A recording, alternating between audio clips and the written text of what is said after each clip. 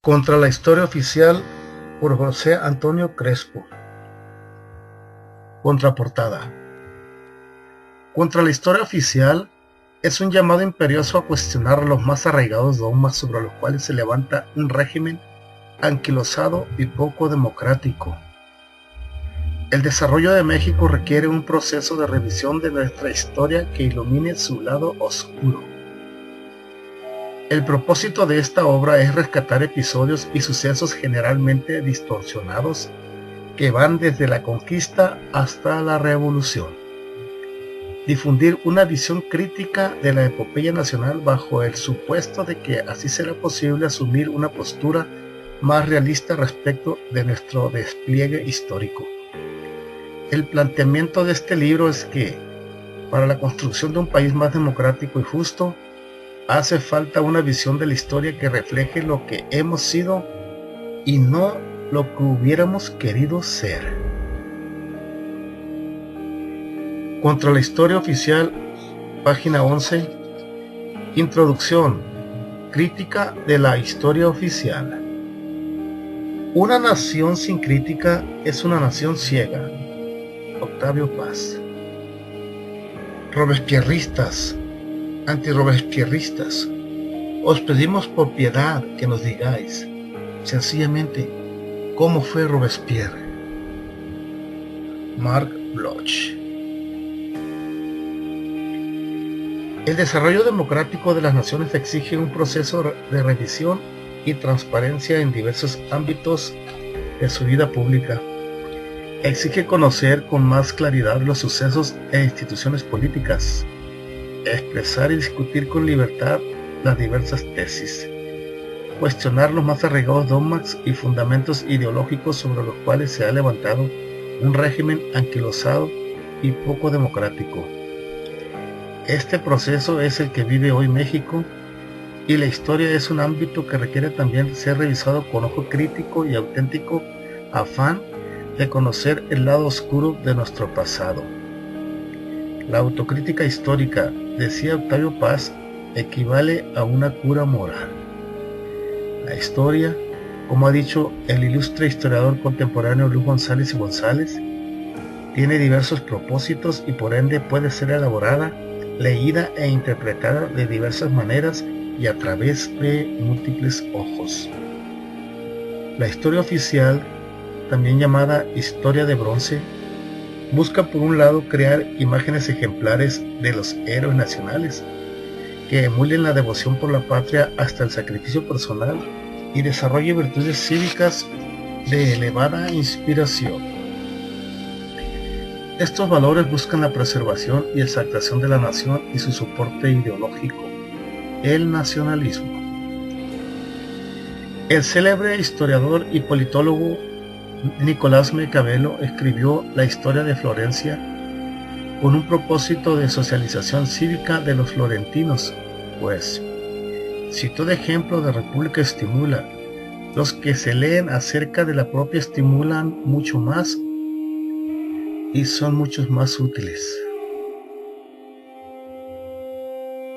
Desde esta perspectiva, la historia de bronce resulta positiva para la salud patriótica de cualquier nación, pero hay un precio que debe pagarse por ello: la mutilación deliberada de la verdad. En efecto, para destacar el virtuosismo y las hazañas de los héroes en la historia patria, hay que limpiarles la hojarasca propiamente humana, ocultar defectos y debilidades, vicios y hierros, y exaltar una imagen idílica para ser emulada como un ejemplo a seguir. Es por eso que se le llama de bronce a esa historia, pues a través de ella los héroes trascienden su condición humana y son elevados a un pedestal digno de semidioses, transfigurados en mudas y solemnes estatuas de bronce. En un segundo momento es necesario hurgar en su vida real y revivirla en su justa proporción, para así recuperarlos en su dimensión humana. Escribió Octavio Paz: explicar el mito, desentrañar su sentido, es humanizarlo y al mismo tiempo aclara el sentido de nuestra historia.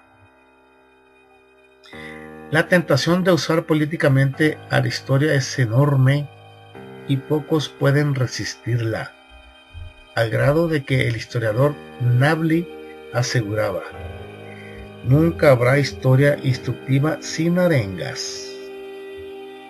Y otro historiador, J. Balmes, destaca la dificultad de aproximarse a la objetividad histórica, por lo que advierte: antes de leer una historia, estudiad la vida del historiador.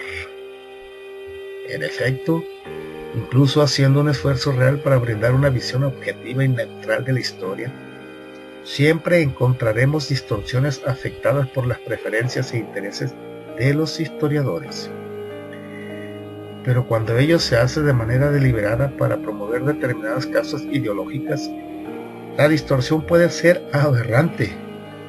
Veamos por ejemplo la siguiente afirmación de Barthelemy: Alejandro VI fue un digno papa y un gran rey. César Borgia, su hijo, el defensor de las libertades de Italia, y Lucrecia, su hija, la más pura de las mujeres. Cualquiera que haya oído de los Borgia detectará la magnitud de esta deformación histórica.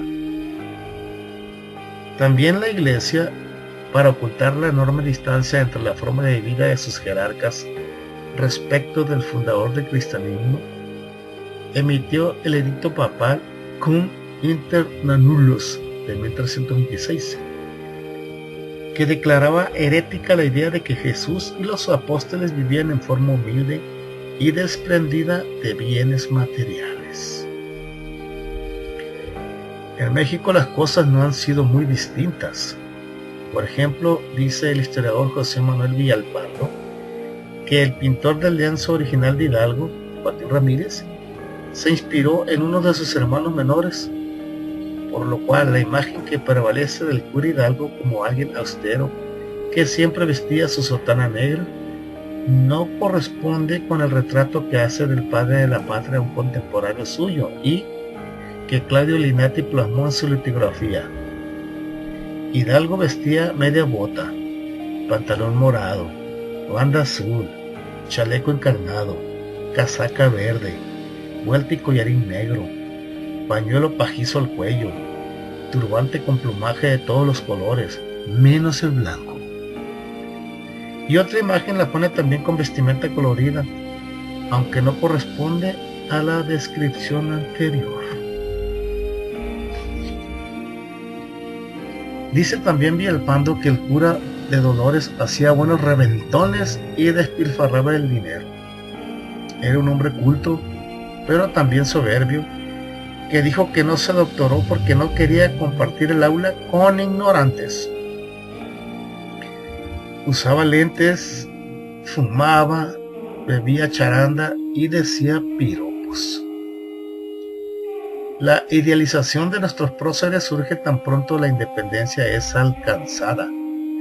Así, en el discurso conmemorativo de este evento en 1826, el orador oficial participante en dicha gesta se refería a los primeros héroes mexicanos como aquellos a quienes parece que el cielo privilegió para emprender los hechos maravillosos, a fin de que los ciudadanos tuvieran siempre modelos de perfección que imitar.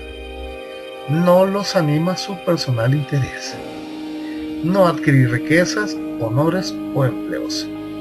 Solo tuvieron presente salvar a la patria de la esclavitud en que gemía.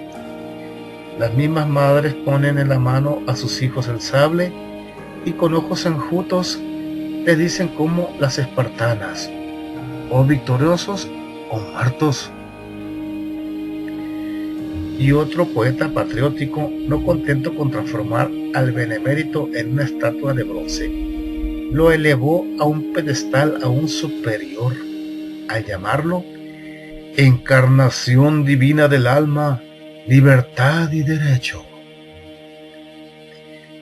Guillermo Prieto, en 1861, hacía una defensa de la historia de bronce y de los héroes sin mácula, a quienes consideraba como instrumentos con que la providencia realiza sus grandes designios, por lo cual instaba: al hablar de estos hombres, tratémosles con amor, no nos detengamos en los accidentes de su carrera, hagamos el panegírico de su fin social. Ignacio Ramírez, al conmemorar la independencia en 1867, aseguraba: siempre que el mundo se trastorna, una deidad se encarna en un mortal. El venezolano Juan Vicente González, historiador de bronce, idealiza a Simón Bolívar al grado de deificar su imagen física. Ojos azules y color blanco, que ennegrecerán los rayos de la guerra, músculos de acero y mirada soberbia y terrible, las formas elegantes y varoniles del dios de las batallas.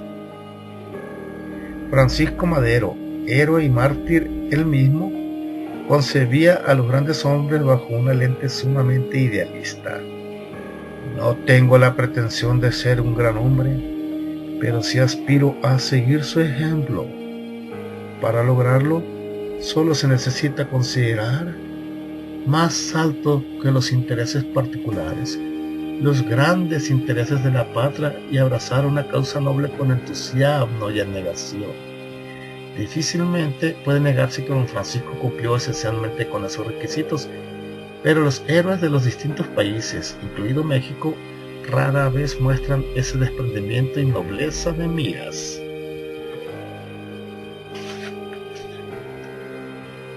Hay quienes, como el conservador inglés Thomas Carlyle, han concebido a los héroes como los protagonistas y forjadores de la historia, al grado en que consideró que la historia del mundo es la biografía de los grandes hombres, por lo cual los héroes representaban una esperanza perdurable para la conducción del mundo.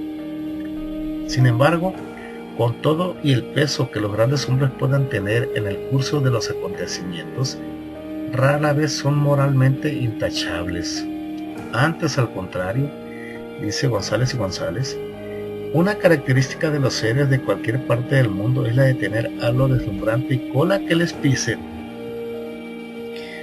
Con todo, muchos estudiosos de la historia, aunque independientes, consideran importante el hecho de que se mantengan vivos los mitos sobre la historia nacional, como soporte de un espíritu nacionalista y cívico, pese a que haya una cierta distorsión en los hechos.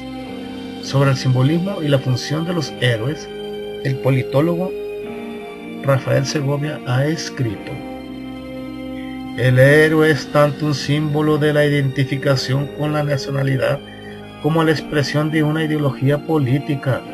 Es el mantenedor o creador de la nacionalidad, encarga las virtudes cívicas, representa a la nación en lucha contra la adversidad.